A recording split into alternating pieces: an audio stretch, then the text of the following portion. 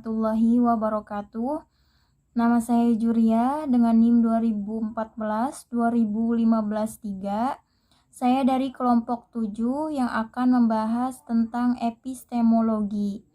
Di sini saya bersama rekan-rekan saya, ada Linda Sukmayanti, Jumro, dan Rizka Kurnia. Baiklah, materi yang pertama akan dibahas oleh saya sendiri. Yang pertama adalah alam. Alam adalah sumber epistemologi. Salah satu sumber epistemologi adalah alam semesta ini. Yang dimaksud dengan alam adalah alam materi, alam ruang dan waktu, alam gerak, alam yang sekarang kita tengah hidup di dalamnya. Dan kita memiliki hubungan dengan alam ini dengan menggunakan berbagai alat indera kita. Sedikit sekali fakultas yang menolak alam sebagai sumber epistemologi. Tetapi baik pada masa dahulu dan juga pada masa sekarang ini, ada beberapa ilmuwan yang tidak mengakui alam sebagai suatu sumber epistemologi. Di antaranya Plato. Dia tidak mengakui alam sebagai suatu sumber epistemologi. Karena hubungan manusia dengan alam adalah dengan perantara alat indera dan sifatnya partikular. Karena ia meyakini bahwa partikular bukanlah suatu hakikat, pada dasarnya ia hanya meyakini resiko sebagai epistemologi dan dengan menggunakan suatu metode argumentasi, di mana Plato menggunakan metode dan cara tersebut dengan dialektika. Bahkan Descartes yang merupakan salah seorang dari dua filosof yang menetapkan ilmu pengetahuan pada jalur yang baru. Meskipun ia seorang filosof yang cenderung pada alam, meskipun ia selalu menyampaikan ajakan untuk meneliti dan mengkaji alam, ia tidak mengakui alam sebagai sumber epistemologi dan tidak mengakui indera sebagai alat epistemologi. Descartes mengatakan, alam mesti dikaji dan dipelajari dengan menggunakan indera. Tetapi hal ini tidak ada mengantarkan kita pada suatu hakikat. Pengetahuan ilmu hanya bermanfaat bagi aktivitas kita, dan kita tidak memiliki suatu keyakinan bahwa apakah suatu yang kita ketahui itu realitanya adalah persis sebagaimana yang kita ketahui. Alam memiliki nilai praktis dan bukan nilai teoris serta ilmiah. Tetapi di antara para ilmuwan dunia, sedikit sekali yang memiliki pandangan semacam itu. Sebagian besar dari mereka adalah meyakini bahwa alam ini adalah sumber epistemologi.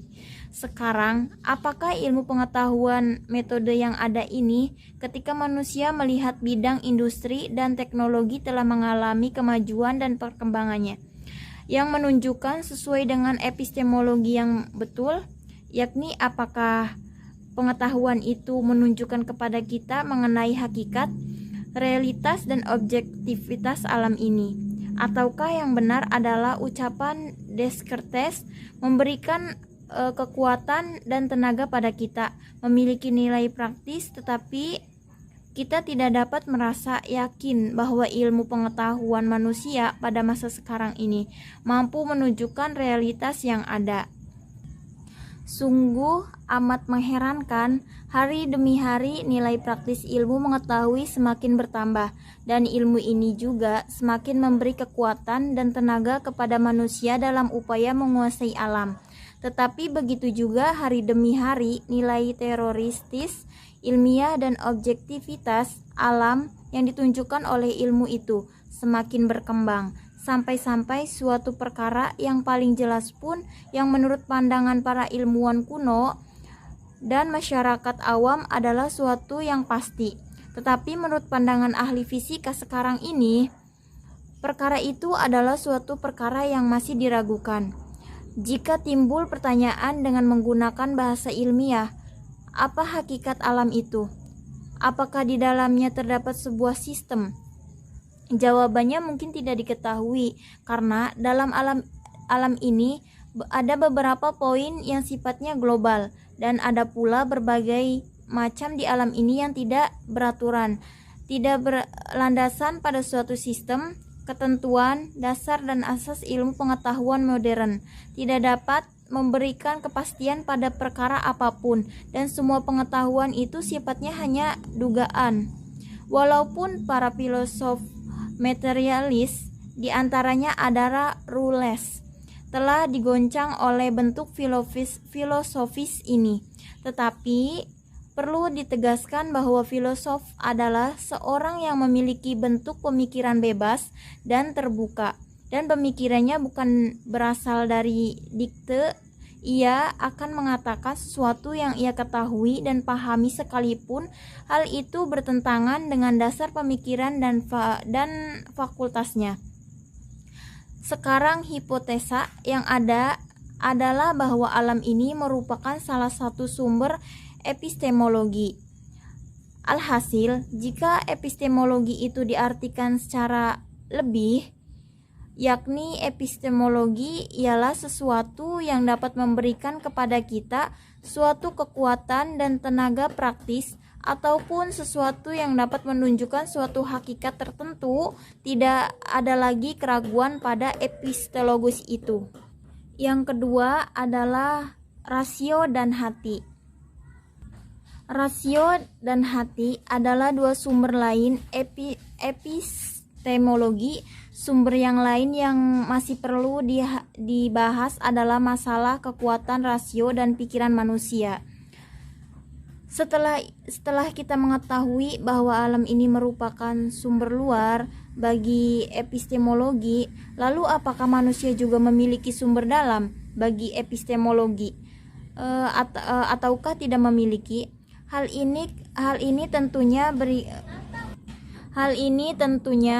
berkaitan erat dengan masalah rasio. Berbagai perkara yang rasional, berbagai perkara yang sifatnya fitrah.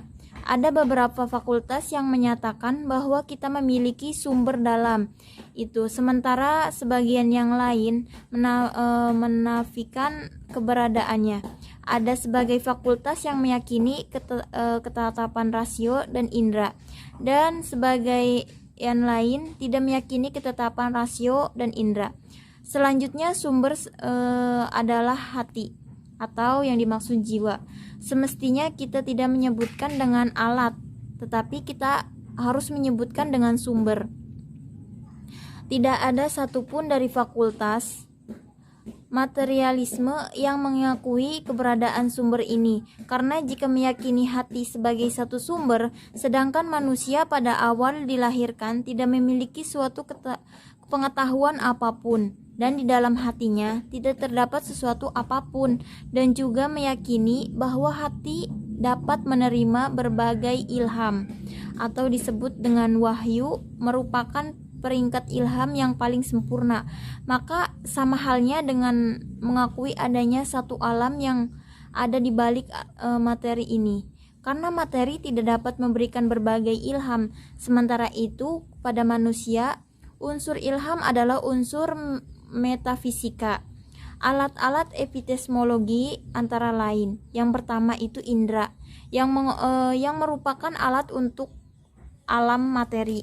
Dengan alat ini manusia memperoleh epistemologi dari alam materi. Yang kedua, berbagai argumen logika, argumen yang rasional yang dapat ilmu logika disebut dengan kias atau silogisme atau burhan atau demonstrasi. Yang ini adalah suatu bentuk praktis yang dilakukan oleh rasio manusia. Alat ini dapat diberlakukan jika diyakini sebagai sumber epistemologi. Jika membatasi sumber epistemologi pada alam materi saja dan membatasi alat epistemologi hanya indera saja, menolak rasio sebagai sumber epistemologi, dan juga menolak nilai alat silogisme dan demonstrasi. Selama tidak mengakui rasio sebagai sumber epistemologi, maka tidak dapat bersandar pada alat silogisme dan demonstrasi, yakni tidak dapat mengakui sebagai suatu alat epistemologi. Alat untuk sumber epistemologi ini adalah penyucian hati atau jiwa. Hati manusia ibarat suatu sumber dan manusia dapat mengambil manfaat sumber itu dengan menggunakan alat penyucian hati. Hal-hal yang berhubungan dengan hati sebagai sumber epistemologi, di antaranya yaitu pandangan Al-Quran terhadap hati sebagai sumber epistemologi. Berbagai pertanyaan yang muncul mengenai pandangan Al-Quran yang berkenaan dengan berbagai perkara yang ada di alam ini, dan pada kenyataan terdapat keraguan bahwa apakah Al-Quran benar-benar mengakui sumber dan alat itu, ataukah Al-Quran benar-benar cenderung pada alam semesta, dan semua itu adalah suatu bentuk pemikiran yang telah menyebar di tengah masyarakat sebelum kedatangan Al-Quran. Dan pada dasarnya tujuan utama Al-Quran adalah semata-mata untuk melenyapkan bentuk pemikiran tersebut yang bisa disebut dengan cenderung pada hal-hal yang di dalam atau menurut istilah yang sangat keliru, cenderung pada tahayul, dan diubah menjadi cenderung pada realitas, cenderung pada alam. Al-Quran bukan hanya 1, 2, atau 10 ayat saja dalam mengatakan manusia agar memperhatikan alam, memperhatikan sejarah dan berbagai sistem sosial, memperhatikan jiwa dan bagian dalam diri yang merupakan salah satu dari alam ini. Hal ini cukup jelas, tetapi hal itu bukan berarti pengalihan dari berbagai bentuk. Yang kedua, Al-Quran dan tidak terpisah antara cenderung ke dalam dan cenderung keluar. Islam dengan jelas mengatakan, seperti yang terdapat dalam surat ayat Al-Quran, bahwa bertakwalah agar memperoleh suatu alat pembeda dalam hati. Sucikanlah jiwa agar jiwa kita senantiasa bersih, dan Allah yang Maha Tinggi akan memberikan cahaya dalam hati kita, akan memberi suatu alat yang dapat membedakan antara hak dan batil. Barang siapa yang menerima hidayah, maka Allah akan menambah hidayah kepadanya. Jika kita berjalan selangkah menuju Allah, maka Allah akan berjalan dengan langkah yang lebih besar menuju kita untuk menambah petunjuk kepada kita. Sebagaimana Al-Quran berbicara tentang kisah Ashabul Kahfi, bagaimana dalam menyatukan antara maknawi dengan materi yang menurut istilah disebut dengan dalam dan luar, yakni dalam suatu ayat Al-Quran, di mana dalam ayat tersebut menceritakan tentang sebuah kisah nyata dan bukan sebuah dongeng. Bahkan terdapat orang-orang pemberani yang beriman kepada Tuhannya dan tunduk serta patuh kepada Tuhannya, sehingga bertambahlah hidayah maknawi mereka.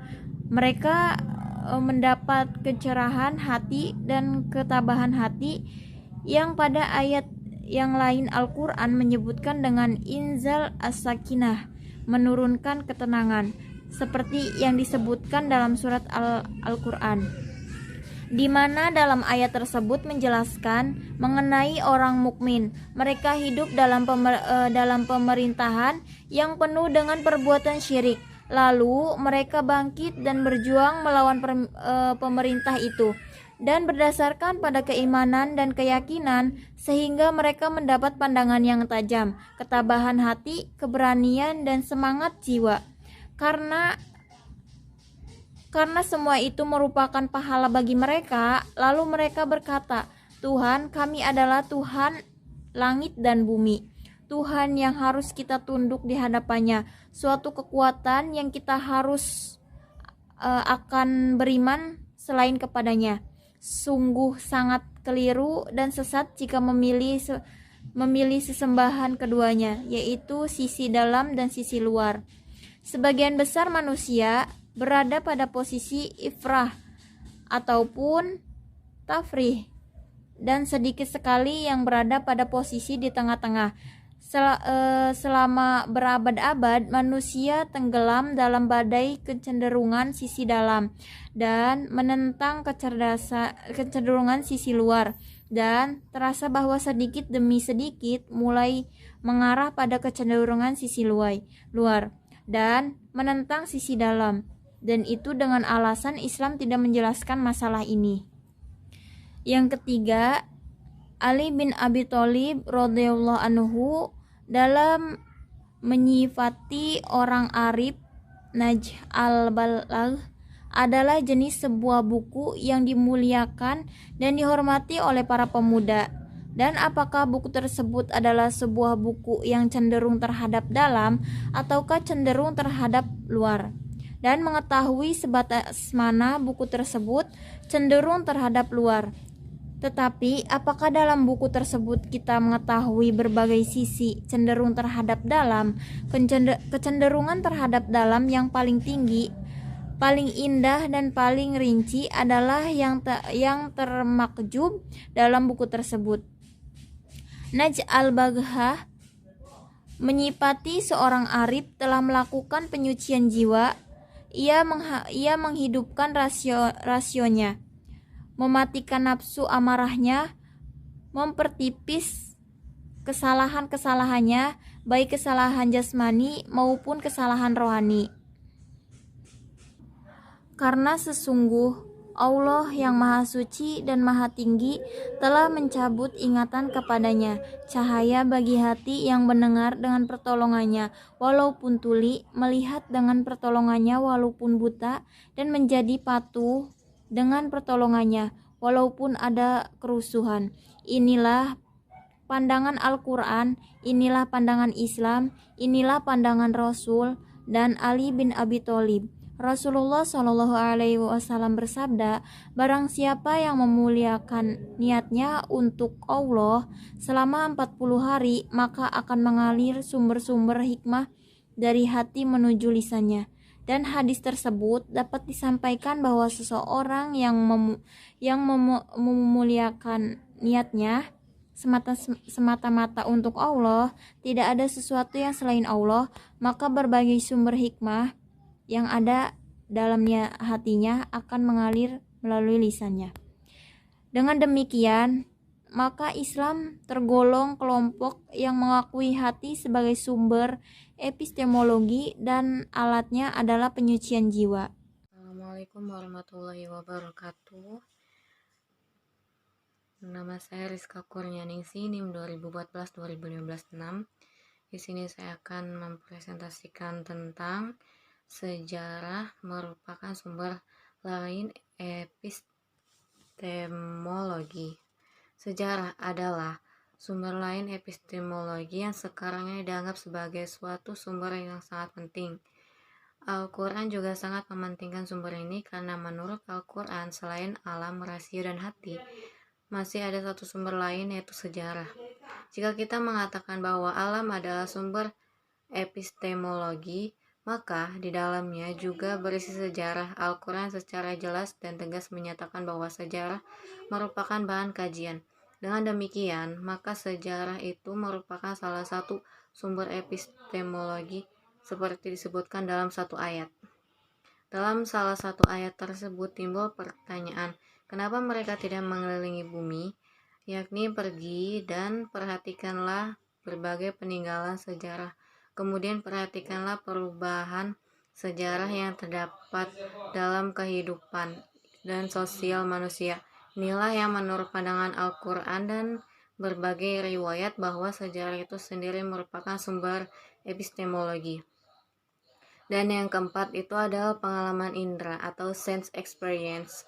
Orang sering merasa bahwa penginderaan adalah alat yang paling vital dalam memperoleh pengetahuan. Memang, dalam hidup manusia tampaknya penginderaan adalah satu-satunya alat untuk mencerap segala objek yang ada di luar diri manusia.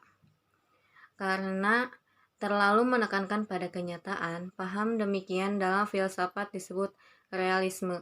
Realisme adalah suatu paham yang berpendapat bahwa semua yang dapat diketahui hanya kenyataan.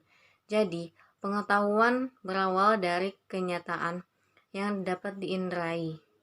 Tokoh pemula dari pandangan ini adalah Aristoteles, yang berpendapat bahwa pengetahuan terjadi bila subjek diubah di bawah pengaruh objek. Artinya, bentuk dari dunia luar meninggalkan bekas dalam kehidupan batin. Objek masuk dalam diri subjek melalui persepsi indera atau sensasi. Yang demikian ini ditegaskan pula oleh Aristoteles yang berkembang pada abad pertengahan adalah Thomas Aquinas yang mengemukakan bahwa tiada sesuatu dapat masuk lewat ke dalam akal yang ditangkap oleh indera. Terima kasih. Baik, yang selanjutnya yang kelima yaitu nalar. Nalar adalah salah satu corak berpikir dengan menggabungkan dua pemikiran atau lebih dengan maksud untuk mendapatkan pengetahuan baru. Hal-hal yang perlu diperhatikan dalam masalah ini tentang asas-asas pemikiran yaitu sebagai berikut. Yang pertama, principium identitas, yaitu sesuatu itu sama dengan dirinya sendiri. A sama dengan A, asas ini bisa disebut dengan asas kesamaan. Yang kedua, principium contradiction, yaitu apabila dua pendapat yang bertentangan, tidak mungkin kedua-duanya benar dalam waktu yang bersamaan. Dengan kata lain, pada subjek yang sama tidak mungkin terdapat dua predikat yang bertentangan pada suatu waktu. Asas ini bisa disebut dengan asas pertentangan. Yang ketiga yaitu principium terti exclusi, yaitu apabila dua pendapat yang berlawanan tidak mungkin keduanya benar dan tidak mungkin keduanya salah. Kebenaran hanya terdapat satu di antara kedua itu, tidak perlu ada pendapat yang ketiga. Asas ini biasa disebut dengan asas tidak adanya kemungkinan ketiga. Yang keenam yaitu otoritas. Otoritas adalah kekuasaan yang sah yang dimiliki oleh seseorang dan diakui kelompoknya. Otoritas menjadi salah satu sumber pengetahuan karena kelompoknya memiliki pengetahuan melalui seseorang yang mempunyai kewibawaan dalam pengetahuannya. Pengetahuan yang diperoleh melalui otoritas ini biasanya tanpa diuji lagi karena orang yang telah menyampaikannya mempunyai kewibawaan tertentu. Baik, yang selanjutnya akan disampaikan oleh Linda Sukmayanti. Sumber-sumber epistemologi yang ketujuh yaitu intuition atau intuisi, yaitu suatu kemampuan yang ada pada diri manusia melalui proses kejiwaan tanpa suatu rangsangan atau stimulus, mampu untuk membuat pernyataan berupa pengetahuan. Pengetahuan yang diperoleh melalui intuisi tidak dapat dibuktikan seketika atau melalui kenyataan karena pengetahuan ini muncul tanpa adanya pengetahuan lebih dahulu. Selanjutnya yang kedelapan yaitu wahyu atau revelation, yaitu berita yang disampaikan oleh Tuhan kepada nabinya untuk kepentingan umatnya. Kita mempunyai pengetahuan melalui wahyu karena ada kepercayaan tentang sesuatu yang disampaikan itu. Seseorang yang mempunyai pengetahuan melalui wahyu secara dogmatik akan melaksanakan dengan baik. Wahyu dapat dikatakan sebagai salah satu sumber pengetahuan. Selanjutnya yang kesembilan yaitu keyakinan atau fatih atau faid. Keyakinan adalah kemampuan yang ada pada diri manusia yang diperoleh melalui kepercayaan. Sesungguhnya antara sumber pengetahuan berupa wahyu dan keyakinan ini sangat sukar untuk dibedakan secara jelas karena keduanya menetapkan bahwa alat lain yang dipergunakannya adalah kepercayaan. Perbedaannya barangkali jika keyakinan terhadap wahyu yang secara dogmatik diikutinya adalah peraturan yang berupa agama. Adapun keyakinan melalui kemampuan kejiwaan manusia merupakan pematangan maturation dari kepercayaan, karena kepercayaan itu bersifat dinamik, mampu menyesuaikan dengan keadaan yang sedang terjadi. Sedangkan keyakinan itu sangat statik, kecuali ada bukti-bukti baru yang akurat dan cocok buat kepercayaan. Mungkin itu saja yang dapat kami sampaikan. Atas kekurangannya kami mohon maaf. Wassalamualaikum warahmatullahi wabarakatuh.